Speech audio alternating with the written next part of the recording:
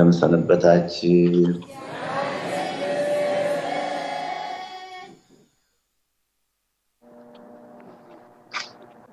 እንደምን ዋላችሁ?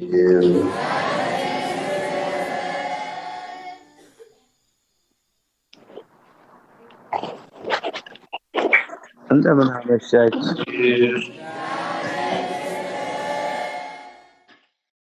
እላችኋለሁ ሰዎች ስለሚናገሩት ስለ ከንቱ ነገር በፍርድ ቀን መልስ ይሰጡበታል። ሰማችሁኝ? እግዚአብሔር አያይም፣ የያዕቆብ አምላክ አያስተውልም አሉ። የሕዝብ ደንቆሮች ሆይ አስተውሉ። ጆሮን የተከለው አይሰማምን? ዓይንንስ የሰራው አያይምን? አሕዛብንስ የሚገስጸው ለሰው ዕውቀትን የሚያስተምረው እርሱ አይዘልፍምን? መዝሙር 93 ቁጥር 7-8-9 የተጻፈ ቃል ነው። ነቢይት ሐና የነቢዩ የሳሙኤል እናት አንደኛ ሳሙኤል ምዕራፍ 2 ከቁጥር 2-3 ላይ እንዲህ አለች። ሐናም ስትጸልይ እንዲህ አለች፣ ልቤ በእግዚአብሔር ጸና፣ ቀንዴም በእግዚአብሔር ከፍ ከፍ አለ። አፌ በጠላቶች ላይ ተከፈተ። በማዳንህ ደስ ይለኛል ጌታ ሆይ፣ በማዳንህ በጥበቃህ በአምላክነት ጌታ ሆይ፣ አምላካችን ሆይ፣ ፈጣሪያችን ሆይ፣ አምላካችን ሆይ፣ አባታችን ሆይ፣ በማዳንህ ደስ ይለኛል አለች። ይህን ነቢዩ የሳሙኤል እናት የልቧን አድርሶላታል፣ ጸሎቷን ሰምቷታል፣ ጩኸቷን አድምጦላታል፣ እንባዋንና ግፏን ተመልቷል። ጸሎቱ የደረሰለት ሰው፣ ጸሎቱ የተሰማለት ሰው ነው። ቀንዴ በእግዚአብሔር ከፍ ከፍ አለ፣ አፌም በጠላቶች ላይ ተከፈተ። በማዳንህ ደስ ይለኛል፣ እንደ እግዚአብሔር ቅዱስ የለምና፣ እንደ አምላካችን ጻድቅ የለምና፣ ከአንተ በቀር ቅዱስ የለም። አትታበዩ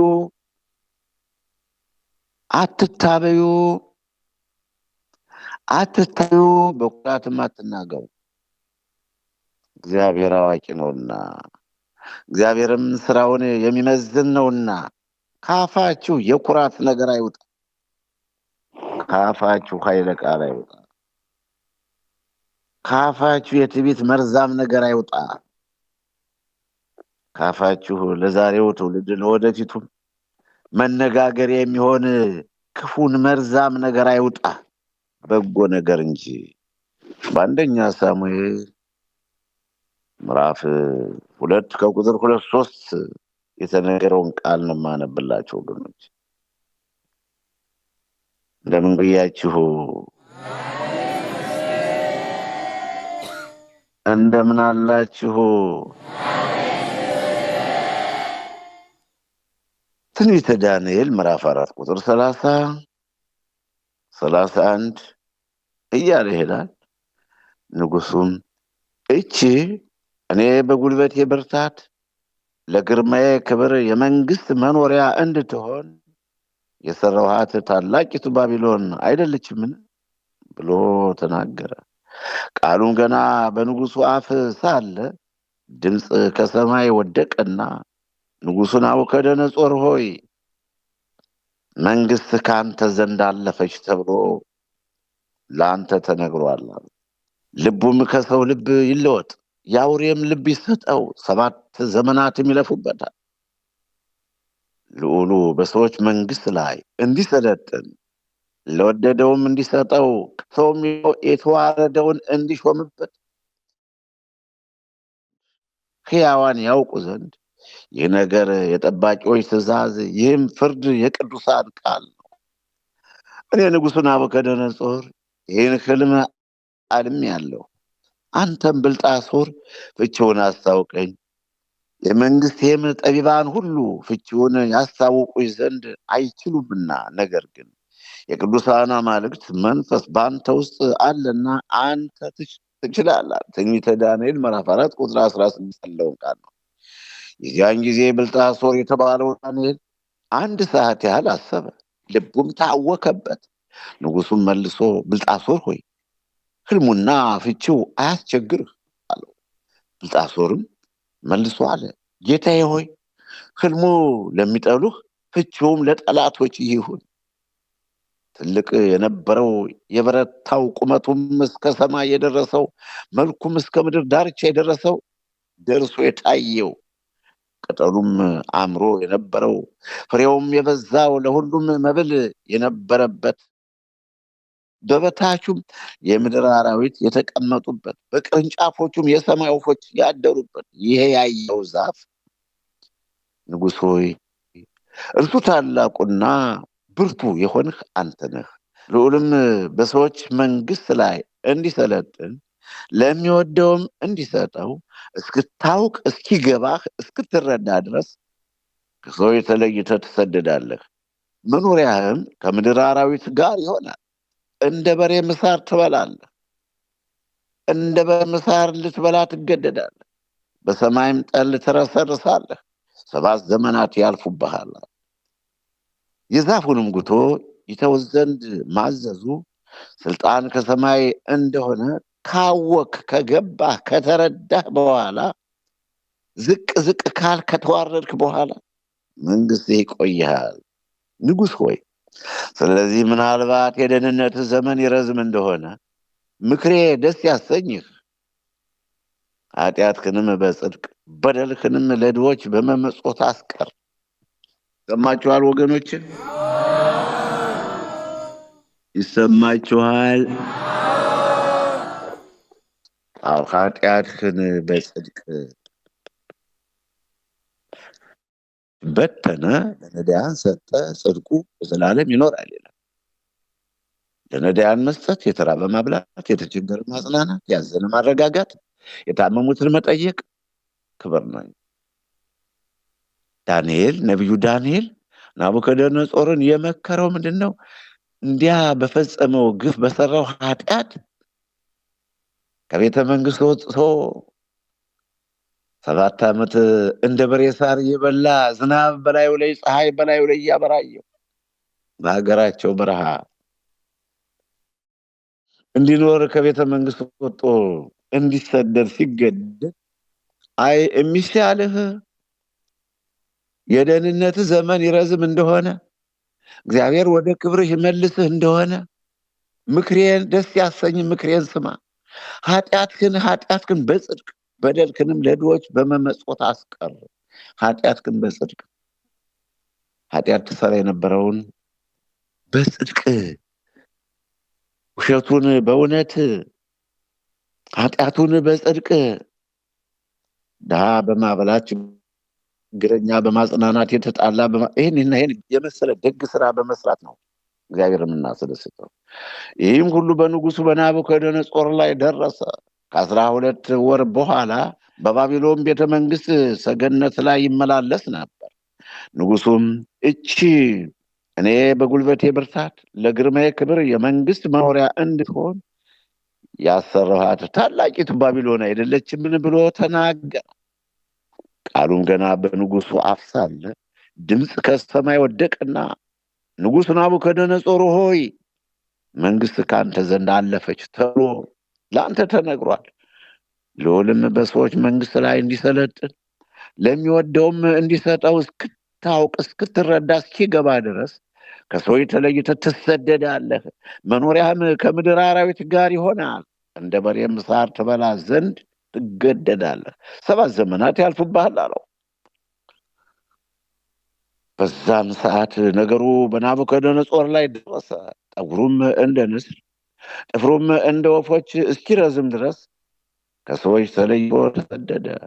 እንደ በሬም ሳር በላ፣ አካሉም በሰማይ ጠል ረሰረሰ።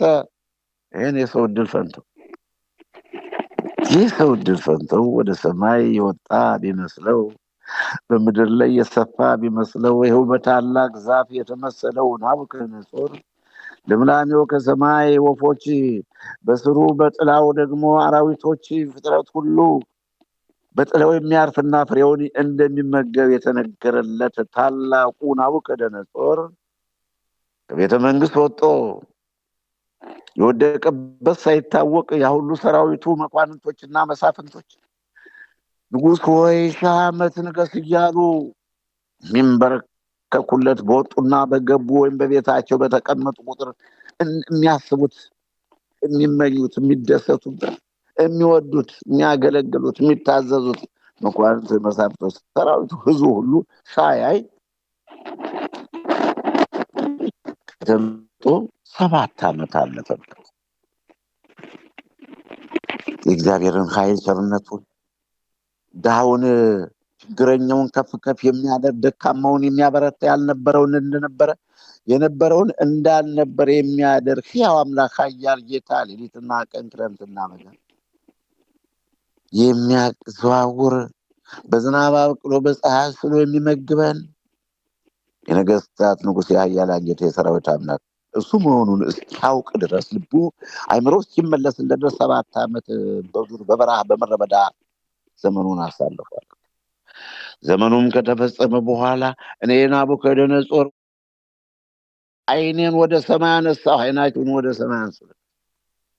ዓይንን ወደ ሰማይ ማንሳት ነው። ዓይንን ቀና ቀና ብለን ወደ ሰማይ ቀና ብለን እንመልከት።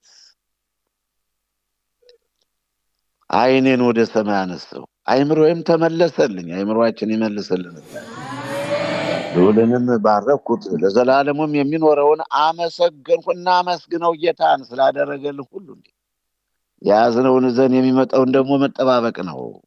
ደስ ያለው ቢኖር ያመስግን፣ ያዘነ ቢኖር ይጸልይ ይላል ሐዋርያው ያዕቆብ በመልእክቱ በምዕራፍ 5 ከቁጥር 13 ላይ ደስ ያላችሁ አመስግኑት፣ ያዘናችሁ፣ የተከዛችሁ፣ የከፋችሁ እንደኛ የግፍና የመከራ ሰዎች ደግሞ አልቅሱ፣ ለምኑት። ጌታ እግዚአብሔር ነው ስላደረገልን እናመሰግነዋለን። ስለሚደርስብን ችግርና ፈተና ደግሞ ወደሱ እናለቅሳለን፣ እንጸልያለን። ዘመኑ ከተፈጸመ በኋላ እኔ ናቡከደነፆር ዓይኔን ወደ ሰማይ አነሳሁ፣ አይምሮዬም ተመለሰልኝ፣ ልዑልንም ባረኩት፣ ለዘላለም የሚኖረውን አመሰገንኩት፣ አከበርኩት። ግዴታችን ነው። ግዛቱ የዘላለም ግዛት ነውና መንግስቱም ለልጅ ልጅ ነውና በምድር የሚኖሩ ሁሉ እንደምናምን ይቆጠራሉ። ያው ታላቁ ንጉሥ ናቡከደነፆር እንደምናምን በሬ ሳር እየበላ በበረሃ እንዲያው ዘመድ ወገን ልጅ ሳየው ከሰራዊቶች ወይም ከተደረገለት ከሞት ያዳናቸው ህዝብ ችግር የደረሰላቸው አንድም ሳያየው ወጣ። በቃ እግዚአብሔር ቁጣ ይሄ ነው። ምንም መስሎኪያ ቀዳዳ መሸሸያ እንኳን የለም። እሱ ፊቱን ሲዞ ደግሞ እንደሚፈርድ አንጠረጥረው። በምድር የሚኖሩ ሁሉ እንደምናምን ይቆጠራሉ። በሰማይ ሰራዊት በምድርም በሚኖሩ መካከል እንደ ፈቃዱ ያደርጋል። ለስራው ሁሉ አማካሪ የለው። እጁን የሚከለከላት እጁን የሚያጥፍበት የለም። ወይም ምን ታደርጋለህ የሚለው የለም። በዚያን ጊዜ አይምሮ የተመለሰልኝ፣ ለመንግስት የክብርም ግርማዬና ውበቴ ወደ እኔ ተመለሰ። አማካሪዎችና መኳንንቶችን ፈለጉኝ። በምትናገሩት ነገር ትጠይቃላችሁ። ጎልማሶች፣ ወጣቶች መልካም ነው። ነብዩ ዳዊት በመዝሙር 44 ቁጥር 1 ላይ ልቤ መልካም ነገር ገሳ ጎሳ ልቤ ቃል ሰጥ። አቤቱ ልቤ መልካም ጥሩ ነገር አጥንትን የሚያለመልም ሕይወትን የሚያድስ መንፈስን የሚያረካ አቤቱ መልካም ነገር ገሳ ልቤ ይልልሃልና ይልቅስ። ይሄ ነው ከኛ የሚጠበቀው፣ ይሄ ነው። ኧረ እንደው አቤት ልምድ እኮ ታዲያ ጫቱን እኮ ወጣቱ ወዶ አይደለም፣ ሲጃራውን እኮ ጎልማሳዎች ወደው አይደለም፣ ባልቴቶች ወደው አይደለም። ከህፃንነት እስከ ጉልምስና እስከ ሽምግልና ያንን የለመዱትን ጭሱንም ጫቱንም ሲቆርጡ ነገርም እንዲሁ ነው ወገኖች፣ ክፋትም እንዲሁ ነው ወገኖች። አይደለም መተው ነው፣ ዝም ብሎ ወደ እሱ ቅረቡ ያበራላችኋል። ይህን ዓለም እኮ አንዲት ነገር ዝናል ተወልደ ራቁታችን ወደዚህ ኢዮብ ከቶታል፣ ኢዮብ ጠቅሎታል። ራቁቴን ከእናቴ ማህፀን ወጥቻለሁ፣ ተመልሼም ወደ መቃብር ራቁቴን እሄዳለሁ። አንዳች ነገር ይዤ አልመጣሁም፣ አንዳችም ነገር ይዤ አልሄድም አለ። አባታችን ኢዮብ መጽሐፈ ኢዮብ ምዕራፍ 1 ከቁጥር 20 ላይ ኢዮብም ተነሳ፣ መጎናጸፊያውን ቀደደ፣ ራሱንም ተላጨ፣ በምድርም ላይ ተደፍቶ ሰገደ፣ እንዲህም አለ፣ ራቁቴን ከእናቴ ማኅፀን ወጥቻለሁ፣ ራቁቴን ወደዛው እመለሳለሁ። እግዚአብሔር ሰጠ፣ እግዚአብሔርም ነሳ፣ የእግዚአብሔርም ስም የተባረከ ይሆናል። በዚህ ሁሉ ኢዮብ አልበደለም፣ ለእግዚአብሔርም ስንፍና አልሰጠም። ይሄ ነው መጽሐፈ ኢዮብ ምዕራፍ 1 ከቁጥር 20 ላይ ጀምሮ ነው። ኢዮብ ተነሳ፣ መጎናጸፊያውን ቀደደ፣ ራሱን ተላጨ፣ በምድር ላይ ተደፍቶ እንዲህ አለ፣ ራቁቴን ከእናቴ ማኅፀን ወጥቻለሁ። የማውቀው ራቁቴን መወለዴን ነው። ራቁቴንም ወደዛው እመለሳለሁ፣ ስሞትም የሚከተለኝ ነገር የለም ነው። ታዲያ ለምኑ ብለን ነው እኛ እንደ ዶሮ መተካተክ፣ እንደ ውሻ መነካከስ፣ እንደዚህ መባላት? ምንድን ነው ጥቅሙ? የሰው በረት መክፈት፣ የሰው ንጹህ ደም ማፍሰስ ምንድን ነው የሚበጀው? የእኛ ትምህርት ነው። ምንጊዜም በቋሚነት የበረሃው ስብከቴ ነው። ማልቀስ፣ መጮህ፣ ወደ ሰማይ እጃችን ዘርተን አቤቱ ሕዝብህን አድምር፣ ሕዝብህንም ባርክ እንላለን። የማይቋረጥ የማይቀየር ጊዜ ዘመን የማይለውጠው ወቅት የማይለውጠው የእንባ የግፍና የመከራ ሰዎች ይህ የሁልጊዜም ጩኸታችን ሁልጊዜም ዘወትር የምንስቅበት የምንደሰትበት የምንጨፍርበት ሰዓት ጊዜም የለንም። ለእንባ ነው የተፈጠርነው፣ ለመከራ ነው የተዘጋጀነው። የመከራ ሰዎች ነን።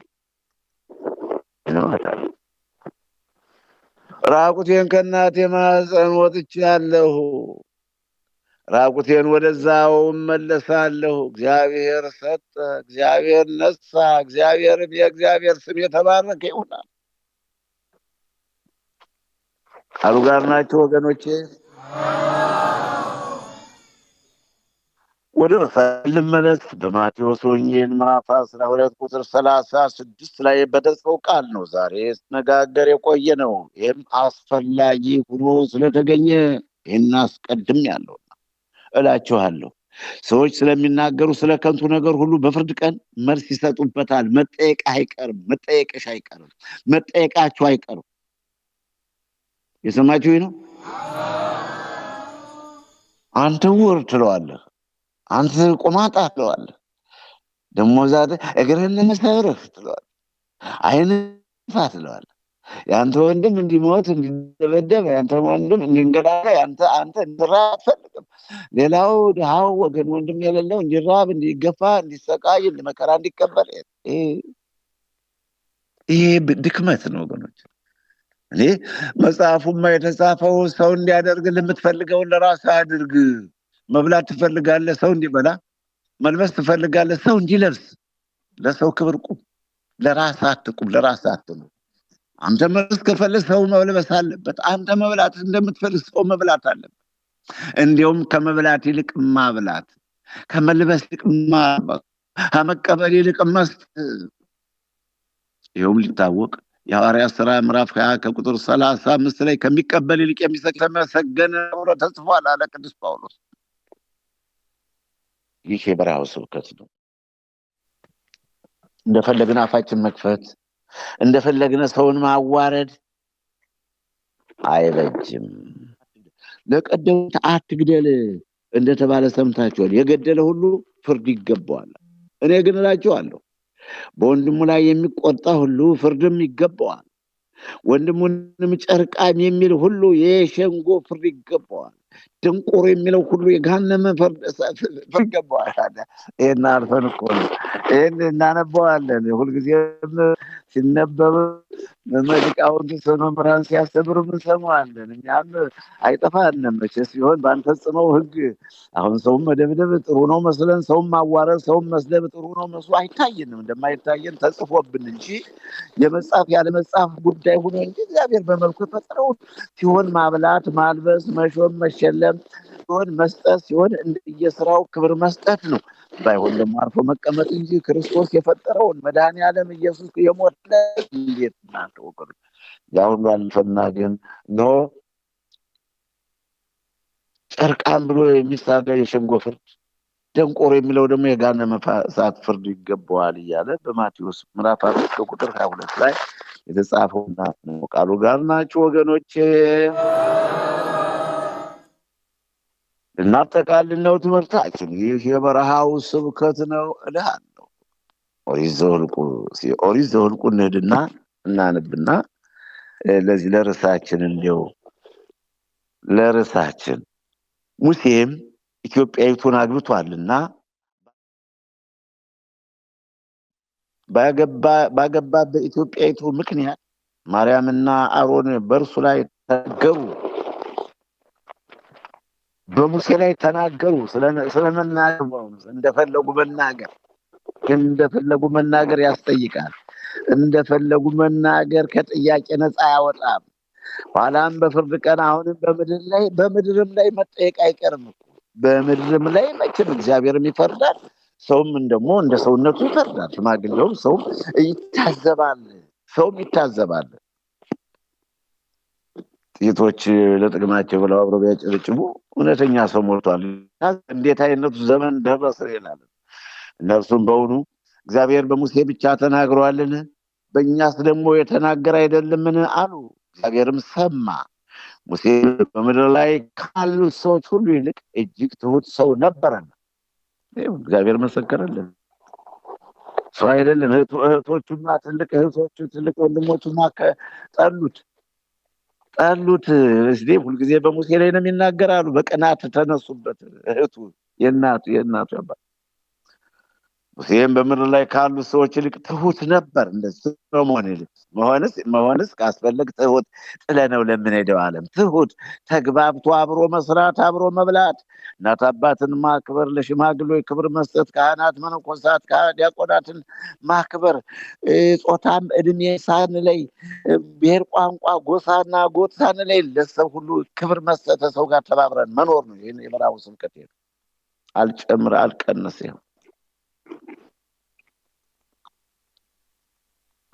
እግዚአብሔርም ወዲያው ሙሴንና አሮንን ማርያምንም ሶስታቸውን ወደ መገናኛው ድንኳን ውጡ ብሎ ተናገረ። ሶስቱም ወጡ። እግዚአብሔርም በደመናው አምድ ወረደ፣ በድንኳኑ ደጃፍ ቆመ። አሮንና ማርያምንም ጠራ፣ ሁለቱም ወጡ። እርሱም ቃሌን ስሙ፣ በመካከላችሁ ነቢይ ቢኖር እኔ እግዚአብሔር በራእይ እገለጽለታለሁ ወይም በሕልም እናገረዋለሁ። ባሪያዬ ሙሴ ግን እንዲህ አይደለም። እርሱ በቤቴ ሁሉ የታመነ ነውና አፍ ላፍ በግልጥ አናግረዋለሁ፣ በምሳሌም አይደለም። የእግዚአብሔርን መልክ ያያል። በባሪያዬ በሙሴ ላይ ትናገሩ ዘንድ ስለምን አልፈራችሁም? እንዴት አልተሰቀቃችሁም?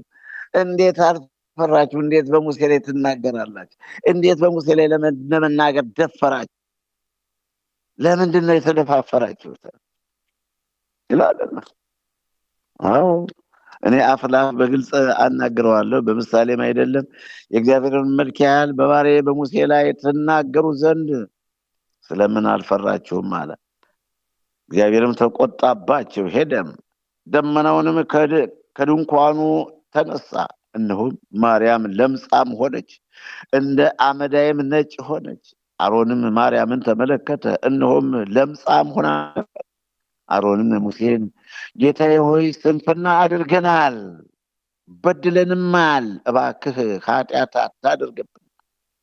ከእናት ሆድ በወጣ ጊዜ ግማሽ ስጋው ተበልቶ እንደሞተ እርሷም አትሆናል። ሙሴም ወደ እግዚአብሔር እየጮኸ አቤቱ እባክህ አድናት አለው ይላል። ሙሴም በጸለየ ጊዜ እግዚአብሔር አድኗታል። እግዚአብሔር ምሕረቱ ጎብኝቷታል። ይህን ይመስላል ወገኖቼ።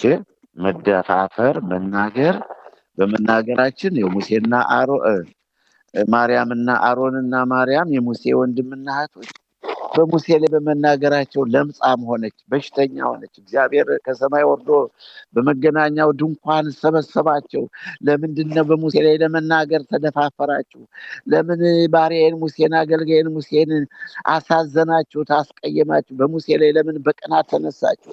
ወደ ርዕሳችን እንመለስ። ከአንደበታችሁ ክፉ ነገር አይውጣ። ይህንን በሐዘን በረሃብ በበሽታ የደከመ ሰው ህሊናውን አታቁስሉት።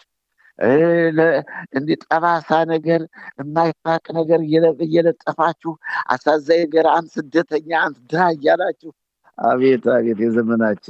የዘመናችን የስድብ መንፈስ